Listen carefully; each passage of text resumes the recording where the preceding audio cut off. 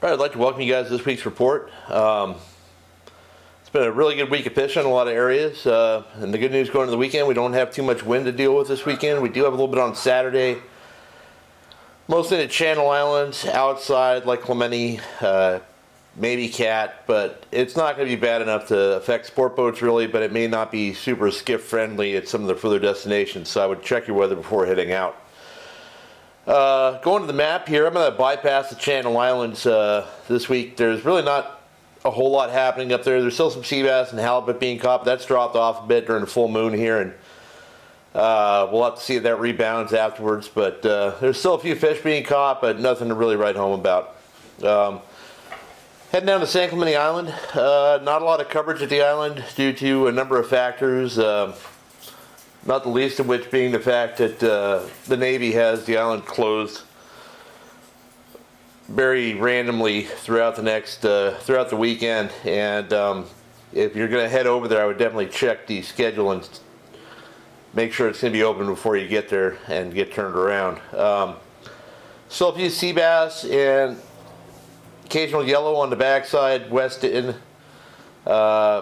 Bass fishing last I heard was pretty good over there, but again it's going to be windy this weekend, so I don't think the bass guys are going to be heading out there. Maybe Sunday, if the island's open. We got all kinds of things stacked against us here, but overall not a real big nothing to write home about there. And inside to Catalina, the fishing's actually been really good at the island.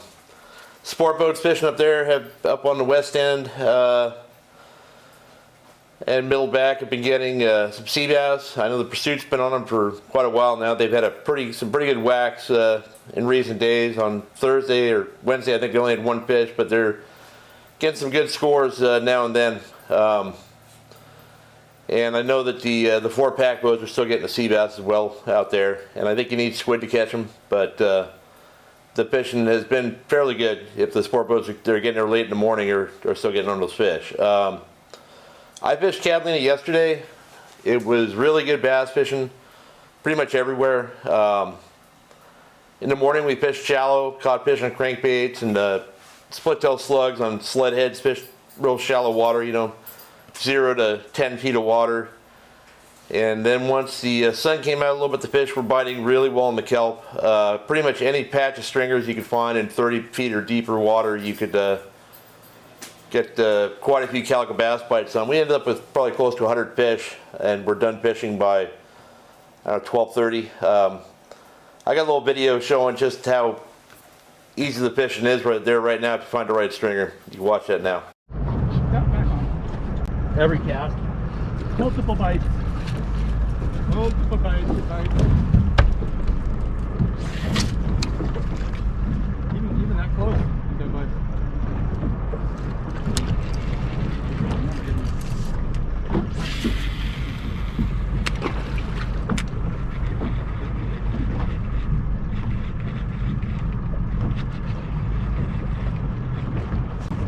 Let's see if they're biting on this stringer. Huh? I'm gonna see if they're biting on this string. We haven't picked this one yet. Yep, they are. Jeez, look at all the bass over there. I mean, look at them all. Get a cute bass. This is where they're all at.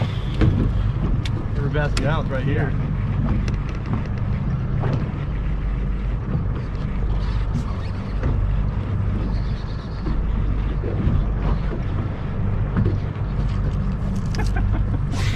Look at them. Jesus, these things are worked up. I haven't seen them like this in a long time. Yeah.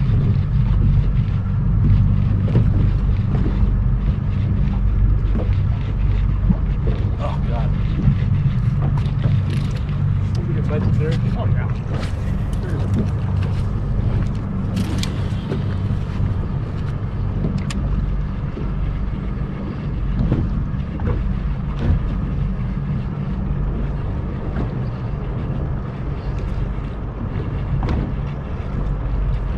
Here they come. There they are. Lotto bass.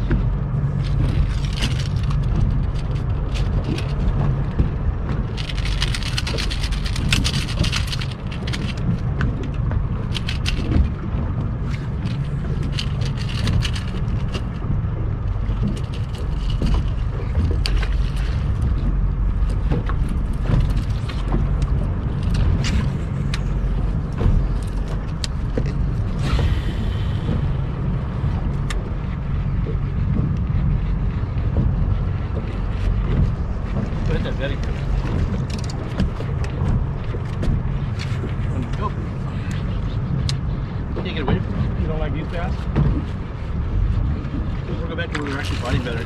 Oh, is that right? The one per cast is not enough for you? So anyway, to go along with the bass, we saw quite a bit of barracuda, some real nice bonita. There's some smaller yellows around the island there. Saw a few of those, didn't catch any. I know the sport boats are beginning a handful of yellows now and then. All smaller grade stuff, but real good fishing, real fun. The island's fishing better than it has in years. There's a lot of kelp everywhere. There's kelp, and actually saw kelp in places yesterday that I don't remember ever seeing it. And that kelp was loaded with bass. So they're all biting topwater presentations. You know, you can fish a hard bait or a weedless or any of that kind of stuff and have pretty good fishing there. Heading into the coast, we're actually looks like we're going to have a summer sandbass season here in barracuda season for the first time in a very long time. And you know, I knew things were changing kind of over the last year just by the way the weather's been and the amount of anchovies around and other things like that. Something is shifting. I don't know what it's going to do our bluefin long term, but we're definitely shifting back into a pattern that's more reminiscent of the late 80s, early 90s that I remember, both weather-wise, bait-wise, and other things. And that's when we still had really good sandbass fishing. Right now, the fish are being caught off hard bottom areas. They're not in the mud yet, but they're, you know, around Isers, east end of the horseshoe, all that stuff. Any of your, you know, if you're a private boater that fishes sandbass, just go to any of your normal sandbass spots around that area, and I'm sure you'll find fish there. I talked to Benny Florentino. He was out the other day. He said lots of 4 and 5 pound bass, big ones.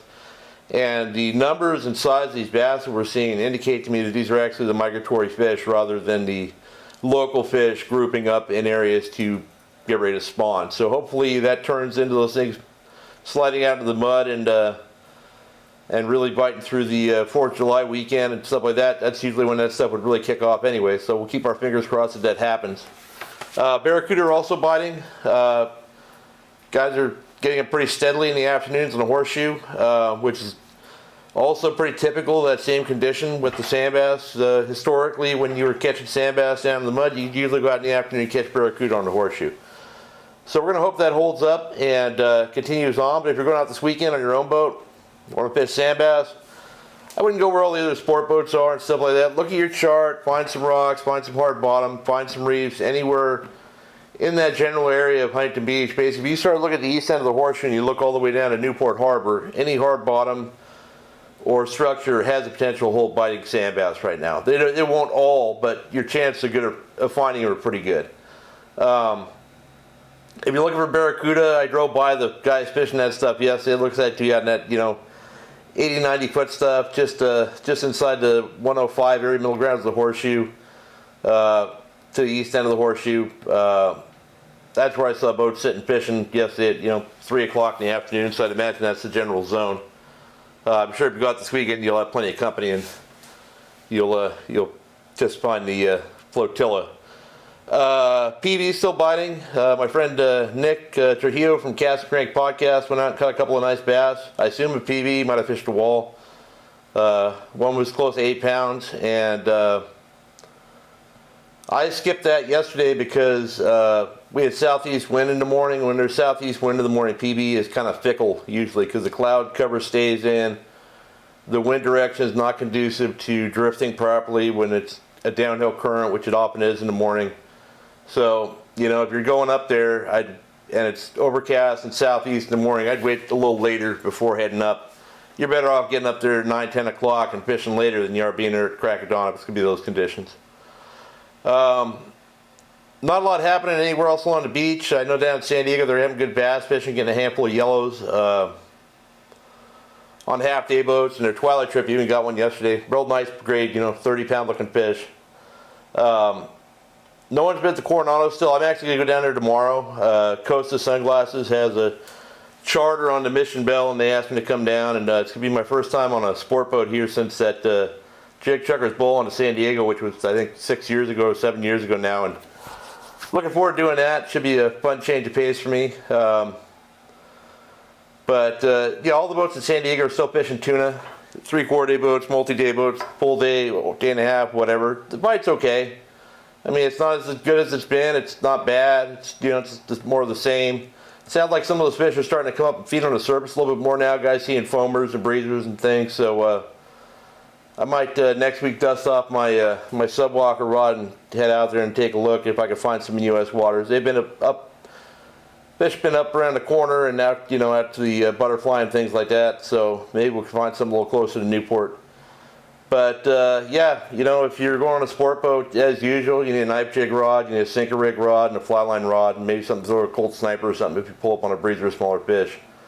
Private boaters, if you're heading out, I suggest looking at fish dope and seeing where the fleet is, and then trying to find some similar water that's not where the fleet is, and only go to where the fleet is as the last resort.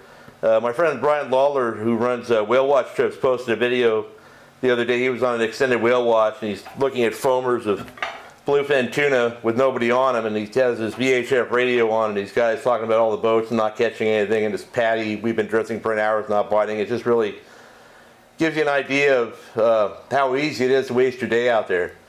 So get out there, look at where they're biting, look at what the conditions are, water temperature, water color, and then look for similar conditions somewhere else and go there. And don't worry about it. Turn your radio off. Nothing you're going to hear on the VHS is going to be any help to you at all underwater.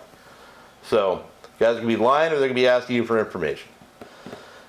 I guess that's about it for this week. I hope you guys have good luck if you're fishing, and see you next week.